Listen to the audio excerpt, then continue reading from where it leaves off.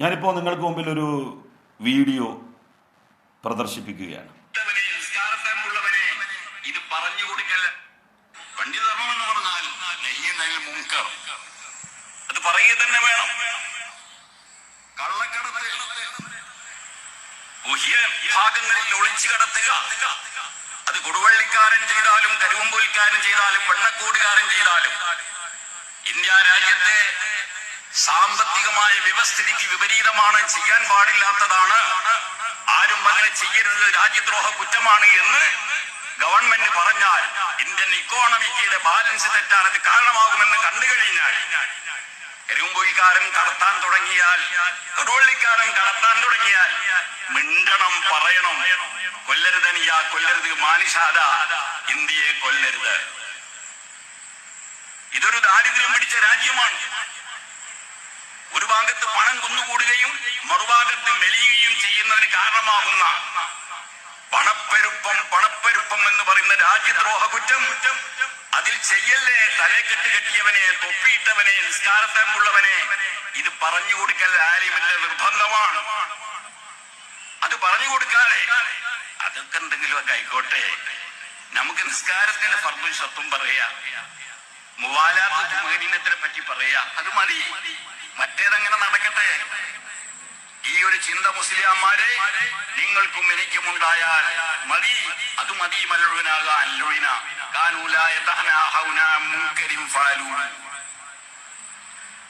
947 ഇന്ത്യക്ക് സ്വാതന്ത്ര്യം കിട്ടിയതിനു ശേഷം എന്റെയും നിങ്ങളുടെയും എന്താണ് നമ്മുടെ രക്ഷിതാവ്? ശരി, അദ്ദേഹം അങ്ങനെ പറഞ്ഞതെന്ന് വിചാരിക്കാം. ഇങ്ങനെയൊക്കെ ആണെങ്കിൽ പോലും ഒരു മതവിധി കൊണ്ടാണോ ഈ കള്ളക്കടത്തിനെ തടയേണ്ടത്? നിയമം കൊണ്ടല്ലേ? തീർച്ചയായിട്ടും നിയമം കൊണ്ട് തന്നെയാണ്. നിയമം കൊണ്ട് ഇത് തടയാൻ പറ്റാതെ വരുമ്പോഴാണല്ലോ നമ്മളെപ്പോഴും നാട്ടിലൊരു പ്രശ്നം ഉണ്ടാവുമ്പോൾ മതസമുദായ നേതാക്കളെയാണ് വിളിക്കുക.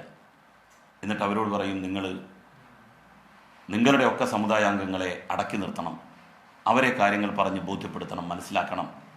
അതെന്തിനാ പറയുന്നത്? നമുക്ക് പട്ടാളത്തെ ഇറക്കി മുഴുവൻ വെടിവെച്ച് പ്രശ്നങ്ങൾ തീർത്തുകൂടെ? പോലീസിനിറക്കി വെടിവെച്ച് പ്രശ്നങ്ങൾ തീർത്തുകൂടെ? ഓരോ വിശ്വാസികളോടും അവരുടെ വിശ്വാസ കാര്യങ്ങളും പറയണം. വിശ്വാസപരമായും മതപരമായും ഇത് തെറ്റാണ്. നിയമപരമായിട്ട് ഒരു തെറ്റ് എന്ന് പറഞ്ഞാൽ ഇവിടെ നിന്ന് നമുക്ക് കിട്ടുന്ന ശിക്ഷയിലൂടെ അതില്ലാതാകും.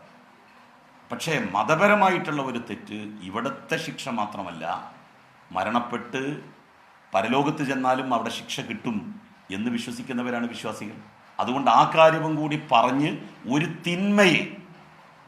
തിന്മയെ നിരുത്സാഹപ്പെടുത്തണം എന്ന് പറയുന്നത് എന്ത് തെറ്റാണ്? മറ്റുള്ളവരും ചെയ്യണം, ഉറപ്പല്ലേ? ഞാൻ അത് അവര് ബന്ധപ്പെട്ട മതസമുദായങ്ങളിൽ നിന്നുള്ള ആളുകൾ അവരുടെ തെറ്റുകൾ ചൂണ്ടിക്കാണിക്കട്ടെ. ഞാൻ മുസ്ലിം സമുദായത്തിൽ നിന്നുള്ള വ്യക്തി എന്നുള്ള നിലയിൽ മുസ്ലിം സമുദായാംഗങ്ങൾ ഇതിൽ കൂടുതൽ ഇൻവോൾവ് ചെയ്യുന്നത് മതപരമായിട്ട് തന്നെ നിഷിദ്ധമാണ്, മതപരമായി ഇത് വിരുദ്ധമാണ് എന്ന് ചൂണ്ടിക്കാണിച്ചു എന്ന് മാത്രം. അതെൻ്റെ ബാധ്യതയാണ്, അത് ഞാൻ തുടർന്നുകൊണ്ടേയിരിക്കും.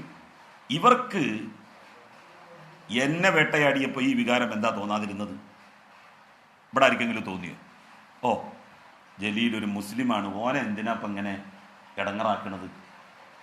ചെയ്തിട്ടുണ്ടെങ്കിൽ ഒരു ഇവിടെ ഇടങ്ങറാക്കിക്കോട്ടെ. ഒരു തെറ്റും ചെയ്യാത്ത എന്നെ വേട്ടപ്പട്ടിയെ പോലെ പിന്തുടർന്ന് യാതൊരു അടിസ്ഥാനവുമില്ലാത്ത കാര്യത്തിൽ എനിക്കെതിരായി പ്രചരണം നടത്തി. അന്നില്ലാത്ത ഒരു മലപ്പുറം സ്നേഹം. ഞാൻ എന്താ മധ്യപ്രദേശുകാരനാ? ഞാനിതാ തമിഴ്നാട്ടുകാരനാ? ഞാനും മലപ്പുറം ജില്ലക്കാരനാ.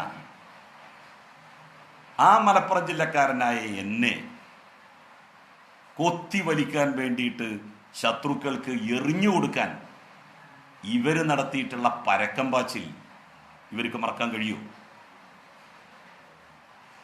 ഞാൻ ലീഗ് നേതൃത്വത്തെ വെല്ലുവിളിക്കുന്നു. നേരത്തെ ഞാൻ പറഞ്ഞതുപോലെ പണ്ഡിതന്മാരിൽ പോലും ഇത്തരത്തിലുള്ള പ്രവണതകൾ നേരത്തെ കണ്ടതാണ്.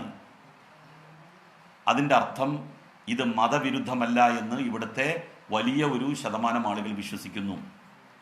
ആ കാര്യം തെറ്റാണ്. അങ്ങനെ ഒരു പണ്ഡിതനില്ല. അങ്ങനെ മുസ്ലിം ലീഗ് പിന്തുണക്കുന്ന ഒരാളോ മുസ്ലിം ലീഗിന്റെ പിന്തുണയിൽ ഉള്ള ഒരു സംഘടനയുടെ തലപ്പത്തോ അദ്ദേഹമില്ല എന്ന് ലീഗ് നേതൃത്വം പറയുമെങ്കിൽ ഞാൻ അയാളുടെ എല്ലാ കാര്യങ്ങളും നിങ്ങളുമായിട്ട് പങ്കുവെക്കും. പേരും അയാളുടെ സ്ഥാനവും ഏതാണ് സംഘടന എന്നുള്ളതും ഒക്കെ. ഒരാളെ വഷളാക്കണമെന്ന് ഞാൻ ഇപ്പോൾ ഉദ്ദേശിക്കുന്നില്ല. അധികം അവർ പറഞ്ഞാൽ എനിക്കത് പറയേണ്ടതായിട്ട് വരും. ഞാൻ ഗുണപരമായ സതുദ്ദേശത്തോടു കൂടിയുള്ള ഒരു അഭിപ്രായ പ്രകടനമാണ് നടത്തിയത്. അല്ലാതെ ആരെയും ടാർണിഷ് ചെയ്യാൻ വേണ്ടിയിട്ടല്ല ഞാനിത് പറഞ്ഞത്.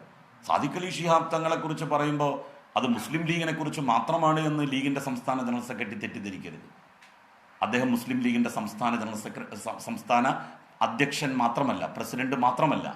അദ്ദേഹം ഞാൻ ഉൾപ്പെടെയുള്ള നിരവധി മഹല്ലുകളുടെ ഖാദി സ്ഥാനം അലങ്കരിക്കുന്ന വ്യക്തി കൂടിയാണ്. ആ ഖാദിയോടാണ് ഞാൻ പറഞ്ഞത്.